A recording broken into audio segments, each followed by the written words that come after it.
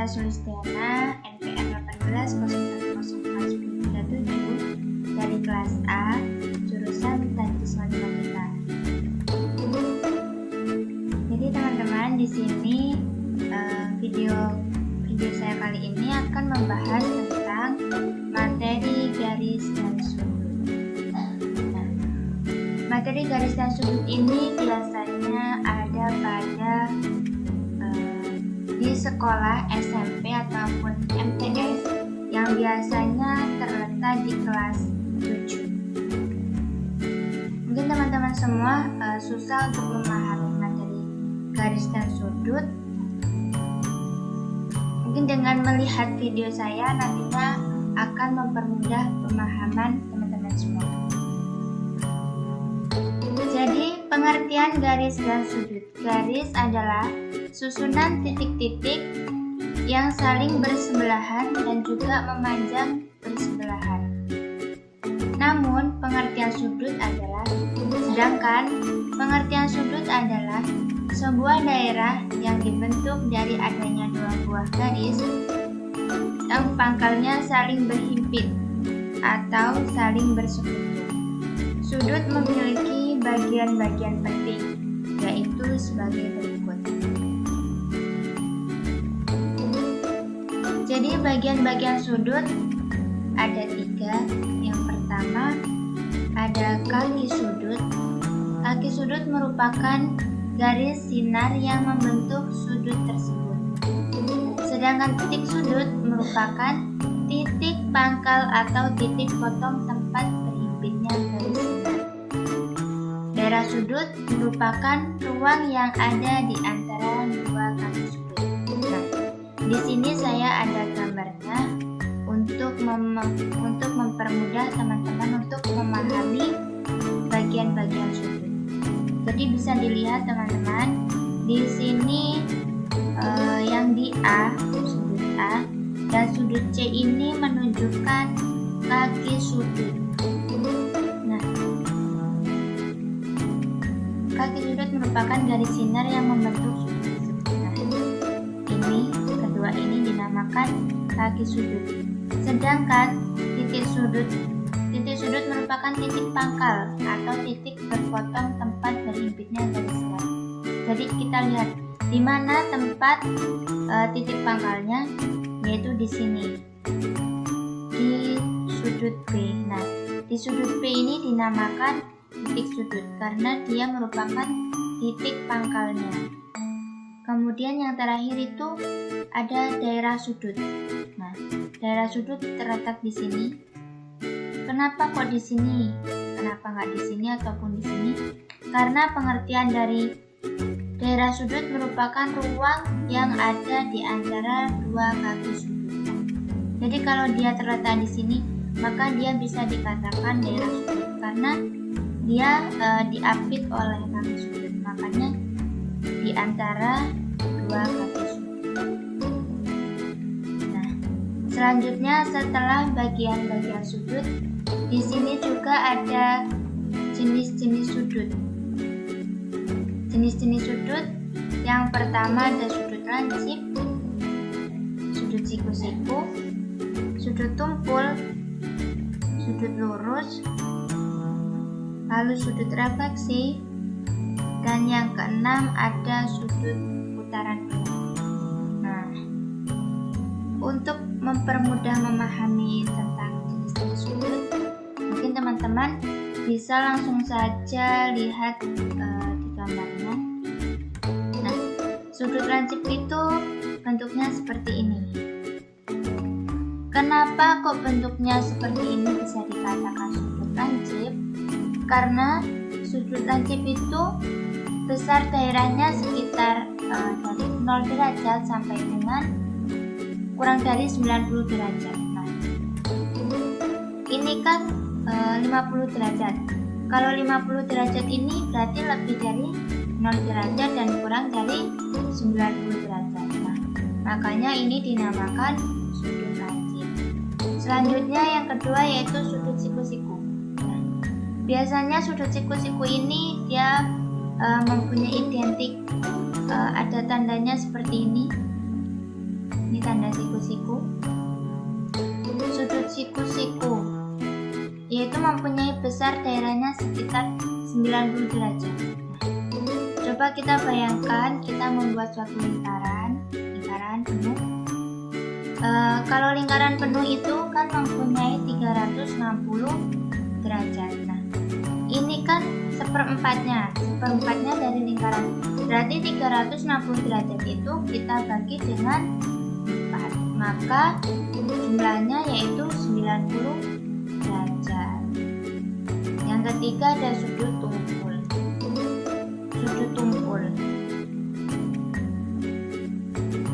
Sudut tumpul yaitu bentuknya seperti ini. Ini ada tandanya 130 derajat. Sudut tumpul yaitu sudut yang besar daerahnya sekitar 90 derajat sampai 180. Jadi lebih dari 90 derajat kurang dari 180 derajat itu dinamakan sudut tumpul. Terus yang keempat itu seperti ini, lurus. Nah, sudut lurus ini mudah untuk dihafal ya teman-teman. Karena apa? Karena dia bentuknya lurus dan juga namanya juga sudut lurus. Jadi sudut lurus ini mempunyai sudut besarnya yaitu 180 derajat. 180 derajat. Kenapa 180 derajat? Karena ini sama saja sudut satu putaran penuh ini dibagi dengan 2. Jadi 360 kita bagi dengan 2 sama dengan 180 derajat. Maka ini dinamakan sudut lurus. Terus yang kelima yaitu ada sudut refleksi. Bentuknya seperti ini. Jadi sudut refleksi ini lebih dari 180 derajat sampai dengan 360 derajat. Nah, sini kan contohnya 335 derajat. Berarti benar ya. Ini sudut refleksi. Terus yang terakhir itu ada sudut putaran penuh. Nah, ini juga mudah diingat. Karena apa? Karena dalam satu putaran penuh pasti dia itu 360 derajat. Selanjutnya, jadi setelah jenis-jenis sudut itu ada kedudukan dua buah garis sudut. Kedudukan dua buah garis sudut yang pertama ada garis sejajar. Dua buah garis akan dikatakan sejajar jika kedua garis tersebut berada pada satu bidang dan jika kedua garis tersebut diperpanjang tidak akan berpotongan. Nah, contohnya seperti ini. Kita mempunyai ada suatu garis yang sejajar. Dia bentuknya vertikal, lalu horizontal. Dia sama-sama sejajar dan tidak sama-sama memotong. Maka ini dinamakan garis sejajar. Contohnya, lanjut yang kedua, garis berpotongan, yaitu dua buah garis akan dikatakan berpotongan jika kedua garis tersebut memiliki sebuah titik potong atau titik persatuan. Jadi dua garis tersebut itu saling memotong. Contohnya silang, seperti silang. Maka tengah-tengahnya itu akan garisnya memotong. Nah, itu dinamakan garis berpotongan. Yang selanjutnya yaitu garis berhimpit. Dua buah garis akan dikatakan berhimpit jika kedua garis tersebut memiliki dua titik potong yang sama. Contohnya, perhatikanlah jarum jam ketika menunjukkan pukul 12 tepat atau 12.00. Maka kedua jarum jam tersebut akan saling berhimpit. Nah, kita bayangkan jam dinding rumah kita itu menunjukkan pukul 12.00. Maka pada jarum jam pendek akan terletak pada angka 12 dan jarum jam yang panjang juga akan terletak pada angka 12. Maka kedua jarum jam tersebut akan sama-sama berhimpit atau sama-sama sama-sama terletak pada satu letakan atau berhimpit. Nah, yang terakhir yaitu ada garis bersilangan. Garis bersilangan adalah dua buah garis akan dikatakan saling bersilangan jika kedua garis tersebut tidak sejajar dan tidak berada dalam satu bidang. Nah, langsung saja ke contoh agar teman-teman lebih mudah untuk memahami di bab kedudukan dua buah garis ini. Gambarnya itu seperti ini. Nah, ini dinamakan garis sejajar karena apa? Dia sama-sama sejajar. Ini juga bisa begini, juga bisa. Bentuknya vertikal. Nah, terus yang kedua yaitu ada garis berhimpit. Nah, ini dia tuh dua garis yang sama-sama terletak pada satu bidang, terletak pada bidang yang sama. Ini dinamakan garis berhimpit. Terus seperti ini, silang seperti ini. Ini dinamakan garis perpotongan karena apa? Di tengahnya ini saling memotong. Terus yang seperti kubus ini dinamakan garis bersilangan. Lanjut. Sekarang hubungan antara sudut. Jadi hubungan antara sudut itu ada dua. Yang pertama ada sudut berpenyiku. Yang kedua ada sudut berpelurus. Apa sih yang dinamakan sudut berpenyiku? Sudut berpenyiku yaitu apabila terdapat dua sudut berhimpitan dan membentuk sudut siku-siku, maka sudut yang satu akan menjadi sudut berpenyiku bagi sudut yang lain, sehingga disebut sudut yang saling berpenyiku atau komplement. Jadi, sudut ABC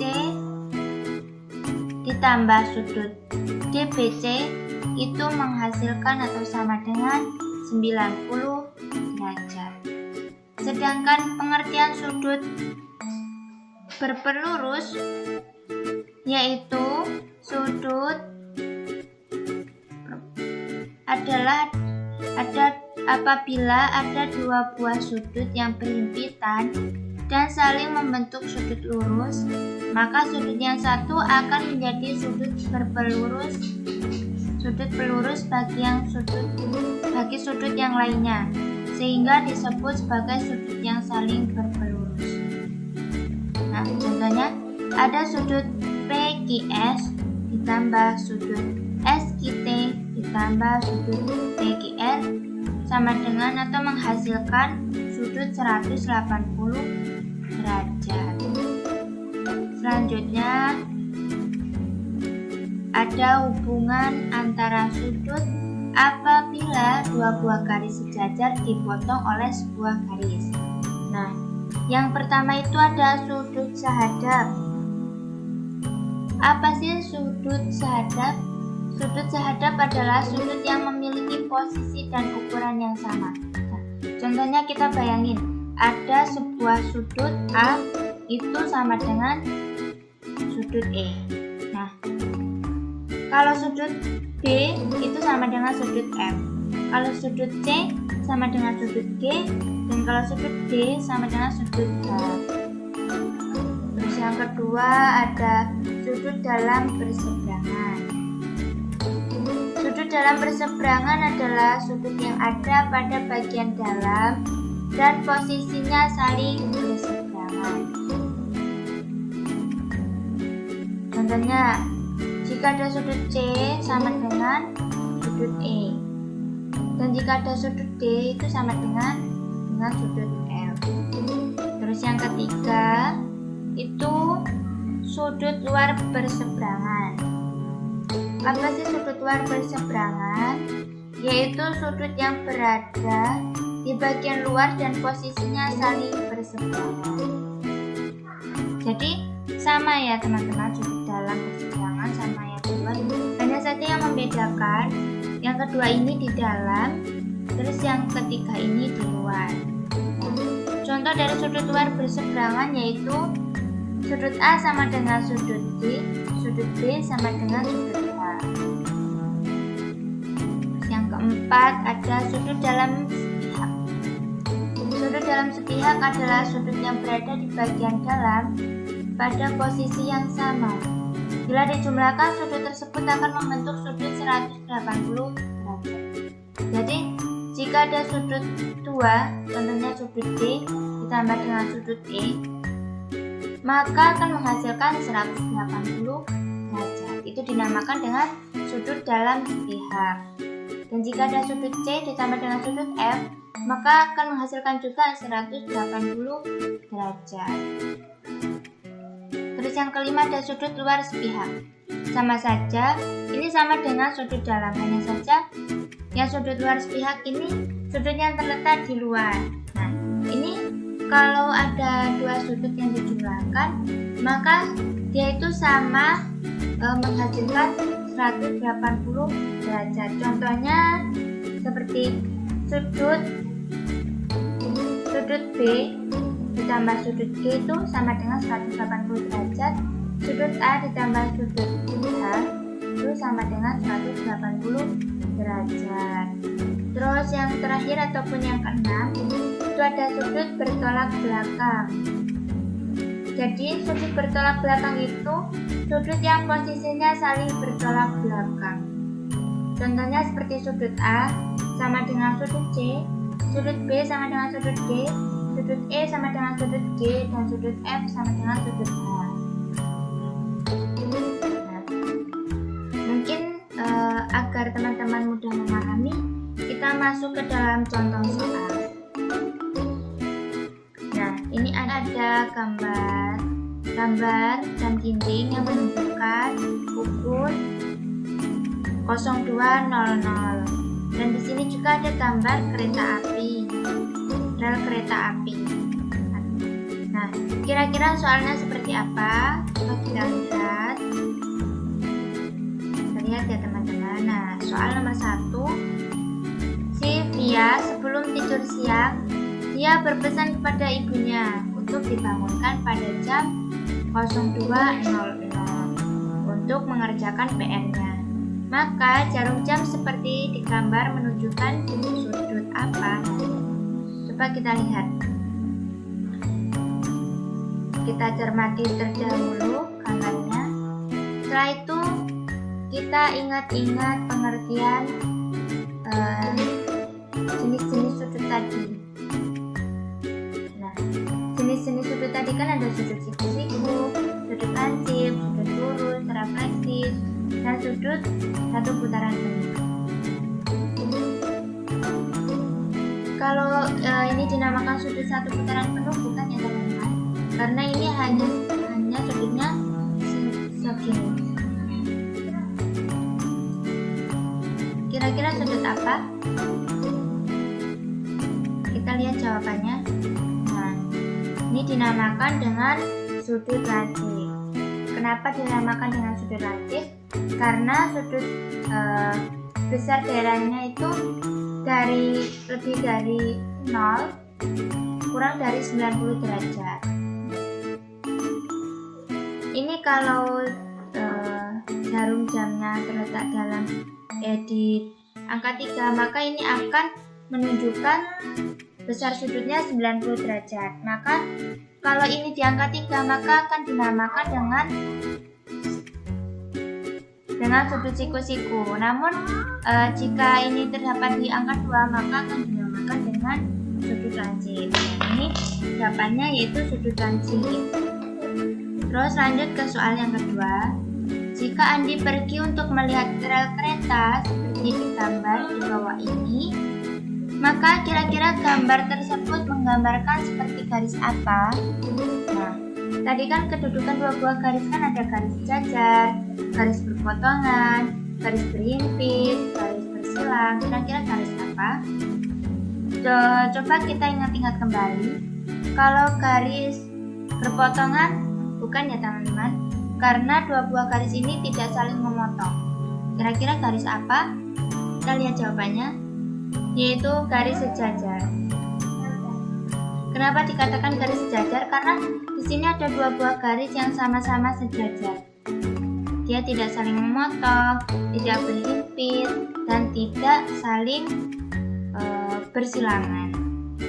Terus soal yang ketiga, kira-kira seperti apa? Perhatikan gambar di samping. Berapakah besar sudut BAC? Ini BAC. Nah, di setiap sudut ini sudah diketahui nilainya. Di sudut B 8x plus 1 kuadrat, di sudut A 2x plus 4 kuadrat, di sudut C 4x plus 7 derajat. Jadi bagaimana cara penyelesaiannya? Jumlahkan ketiga sudut pada ketiga sudut ini. Kita jumlahkan ya. Pertama kita tulis sudut A ditambah sudut B ditambah sudut C sama dengan 180 derajat. Kenapa kok 180 derajat? Kenapa kok tidak 90 derajat ataupun 360 derajat? Karena di sini segitiga ya. Karena segitiga itu sudah mempunyai ketetapan, yaitu mempunyai besar sudut 180 derajat. Kalau dia 360 derajat, maka dia bukan segitiga lagi, tetapi lingkaran penuh. Setelah itu kita gabungkan nih, yang X kita urutkan ke X, terus yang derajat kita urutkan juga dengan 180 derajat. Ini maaf kurang derajat. Terus lalu kita tambahkan yang E, kita tambahkan dengan E, terus yang derajat kita juga tambahkan dengan yang ada derajatnya. Berarti 2x plus 8x plus 4x ini 14x. 4 derajat ditambah 1 derajat ditambah 7 derajat yaitu 12 derajat sama dengan 180. Nah, 14x sama dengan 180 derajat dikurang dengan 12 derajat. Nah, ini kenapa kok 12-nya pindah di sini? Karena dia sama-sama derajat. Jadi kalau yang dipindah 14x pindah di sini, ini nggak bisa karena dia tidak mempunyai variabel yang sama. Karena ini mempunyai sama-sama derajat, makanya dia dapat dipindah. Nah, berarti ini kan tadi 12-nya sudah plus. Kalau kita pindah ruas ke sini, maka menjadi 14x sama dengan 180 derajat dikurang dengan 12, yaitu 168 derajat. Nah, setelah itu kita bagi X 168 kita bagi dengan 14 sama dengan berapa? Sama dengan yaitu 12 derajat. Sehingga besar sudut ABC adalah sudut BCA. Nah, jadi sudut ABC ini sama dengan sudut BCA. Ini kan sudah hasil dari sudut ABC. Jadi kan ditanya sudut BCA, maka kita kali 2. Terus kita tambahkan dengan 4. Berarti sama dengan 2 dikali 12 derajat, kita kali dengan ini, ditambah 4 derajat sama dengan 28 derajat. Nah, mungkin itu teman-teman materi garis dan sudut dari saya. Mudah-mudahan dapat mempermudah teman-teman untuk mempelajari materi garis dan sudut. Dan apabila ada kesalahan, saya mohon maaf. Sekian, terima kasih. Saya akhiri. Assalamualaikum warahmatullahi wabarakatuh.